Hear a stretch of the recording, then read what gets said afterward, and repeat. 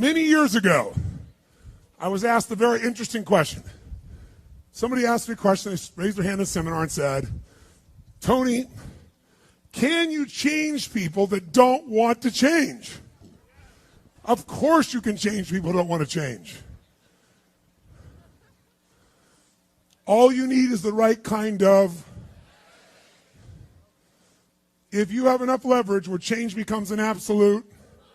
Now for some people, leverage is not even the threat of their own life.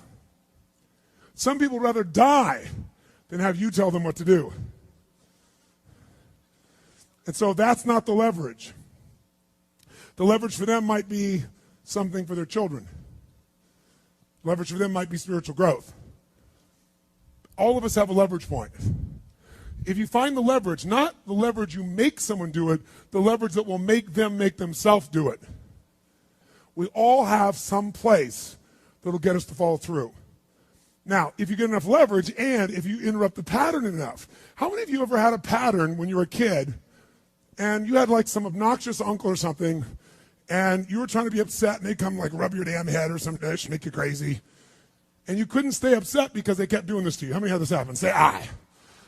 If you have enough leverage and you break someone's pattern enough times, a new pattern will show up. If you're conscious, you can create the new pattern. So the answer is yes. Now then the question would be, Tony, if all it takes is leverage, then why don't most people change? And I had a lot of answers to that, but that night, I'm a night person. That night, I'm wired up after a seminar. It's like 2 o'clock in the morning. It was December. And so I flip on the television in the back for some white noise, looking for CNN, and I come across the old Christmas classic, this Christmas Carol, right? A Dickens classic. And I see it in black and white, and I start watching the movie, and I'm remembering it from being a kid. And as I'm watching this thing, I see this man named Scrooge who clearly doesn't want to change. In fact, he's certain he doesn't need to change because what's happened is his life went through a lot of pain. And when he got pain, he looked for the source of that pain, and he said it was being close to people. So he decided his people equals pain. Remember the red squares we talked about? So now he wants to avoid people, and he's mean to people. Now, he's also very wealthy financially. He makes up this belief that because I'm mean and tough with people, I'm rich. The truth is he's financially rich. If you watch the movie, you read the story, when everybody else is gone, who's still working? He is. He's hardworking, he's thrifty, he's smart, he's intelligent, but he thinks he's rich because he's mean. So he doesn't want to lose being rich. He doesn't want to lose not being hurt. So he has a belief. Be mean to people and everything works out, even though he's miserable. Can we have beliefs that make no sense and yet still believe them, yes or no? Sure, we just get wired. So I'm watching this guy. Now, the only way people change is if they associate either enough what? Pain, so they have to change, or they associate changing will equal enough what? And ideally, if you get both, you'll change. If you get, every moment I do this, the pain's getting more and more intense, there's a point where you must change. And if I change, I get all this pleasure, you're going to want to change. How many follow? But what equals pain and what equals pleasure is what you associate in your nervous system. So what happens is, the only way you create change is changing what you link pain and what you link pleasure to in your nervous system, not just in your head, in your gut. That's what controls you. Lots of times in your head, you know what you should do, but your gut takes over. Your fear or your greed or your desire or your comfort or whatever. Who knows what I'm talking about here? Say I. But watch this. How many of you used to have a favorite dessert or a food or a form of alcohol that you really, really, really loved? And then one night you had an experience like never before, where something happened, where this food or this drink or this alcohol that you love so much, it went down, but it kept coming back up at a level of intensity and with enough aroma and pain and association that to this day, it takes no willpower just to think of that alcohol or think of the smell of that food or look at it makes you appalled, makes you repelled. Who's had an experience like this in your life? Say I. Tell me what that change was. Was that a change in willpower? No. all that happened is your brain changed what it used to link pleasure to, it now linked pain to. When you link enough pain, it takes no willpower, you're going to avoid it. The problem is some of you are linking pain to things you need, like exercise, right? Or pain what you need, like a relationship, right? And it's the wrong association, but it's going to control your life. Your job is to change what you link pain and pleasure to. So that night, what was pleasure became pain, and now it takes no willpower, you just avoid it. So we call that changing what you associate to things in your nervous system, or for short, a neuroassociative change. In other words, changing in your nervous system, what you associate pain and pleasure to. So, by the way, in this Christmas Carol story, does this man Scrooge change his life? Yes or no? He didn't want to change. Does he change his life a little or completely? And by the way, how fast? At a heartbeat, in one evening. How does it happen? 3 neuroassociative conditioning specialists show up at his house. Right? 3 ghosts show up, and what do? They get him to link a massive, unbearable amount of what? To all the things he did in the past around people. Then they go to everything he has in the present, pain, and everything in the future, pain, till there's so much, there was nowhere to escape. Here's the other reason why people don't change. Because right now, my relationship's in pain. But it was good in the past. So you escape having to change by remembering a good time. Or I might be coughing and having these problems with cigarettes right now, but you know what? George Burns lived to be 102. He smoked cigars, by the way, and he's 1 out of 10 billion people that pulled that off. But let's not confuse ourselves with ratios. So you make up what the future is. If your present is painful, you can escape to the past and get out of the pressure to change. How many follow this? Say I. Or you can escape to a future because no one knows what it is for sure and you can make it up. But if your brain links, it's been painful in the what? Past, in the, and it's even worse in the, it'll change like that. Who here has ever stayed in a relationship that you knew was not right for you? It wasn't right for you, it wasn't right for them. Who has ever stayed in a relationship way too long? Who's done this before? Raise your hand. Say I. It wasn't good for you, it wasn't good for them, yet you stayed. Why? Why? Because even though it's painful in the present, what'd you do? You said, it'll get better over there in the future. Who finally changed? Who here finally changed that? Say I. How'd you do it?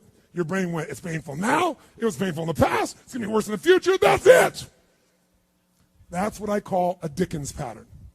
When you lock in pain in all those places, there's no place to escape, so you change.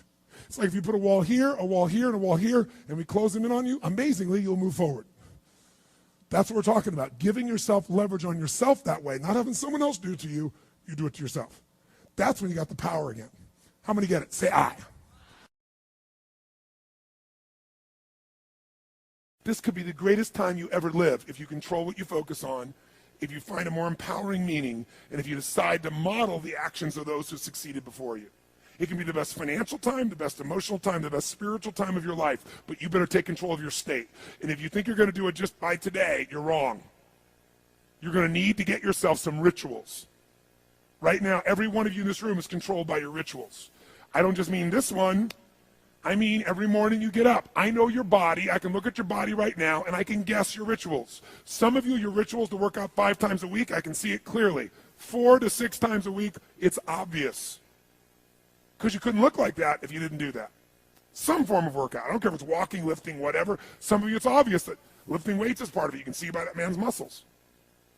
I know what his rituals are. Because your life comes from your rituals. If you don't develop the ritual, you're kidding yourself. How many agree with me on this? Raise your hand, say I. And there are rituals that put you in state, and there are rituals that take you out of state. You have rituals in your relationship, you have rituals with your body, you have rituals around your finances, and the rituals that worked in the reaping time of fall in the markets and in business and in real estate, those rituals won't work now. If you do the right thing at the wrong time, you get pain. I'll say that again. If you do the right, you go, but Tony, I'm doing the right thing, but I'm not being rewarded. If you do the right thing at the wrong time, you don't get rewarded, you get pain. So you better do the right thing at the right time, and to do that, you better know what season you're in, and to do that, you better learn how to change your state, how to take control of your own conditioning. That's what I live for. Does this make sense to you? Yes or no? Come on, guys. Yes or no?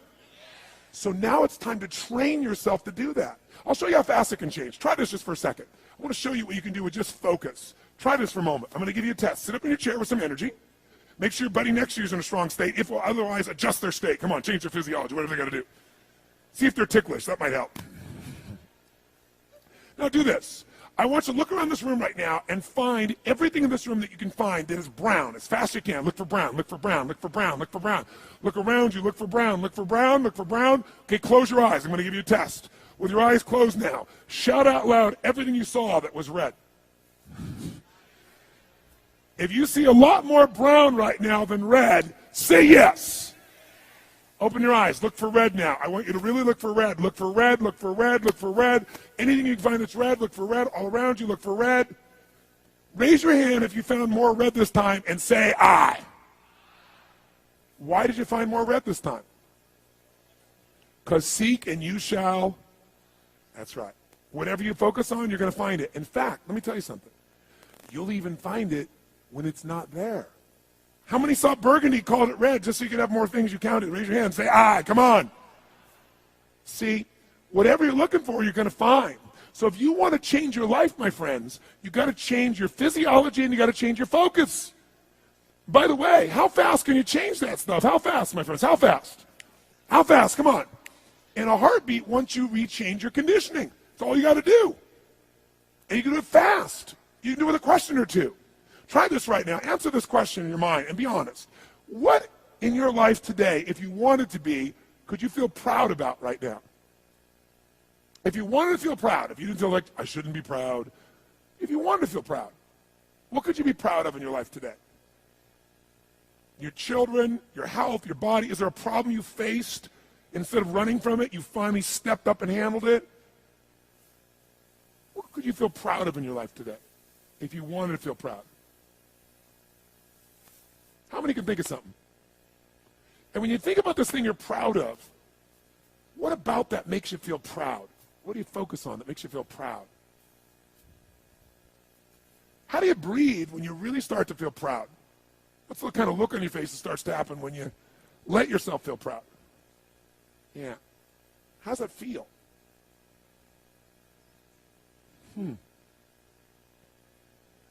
Think of another area of life. Think of an area of your life that you're grateful for. Or if you go, I'm not grateful. If you wanted to be grateful, what's an area you could feel grateful for? What could you feel grateful for if you really wanted to feel grateful? How many can think of something you could feel grateful for? Let me see your hands. And what about that are you grateful for? What do you focus on that makes you feel grateful? How does it feel when you're really, truly feeling filled with gratitude?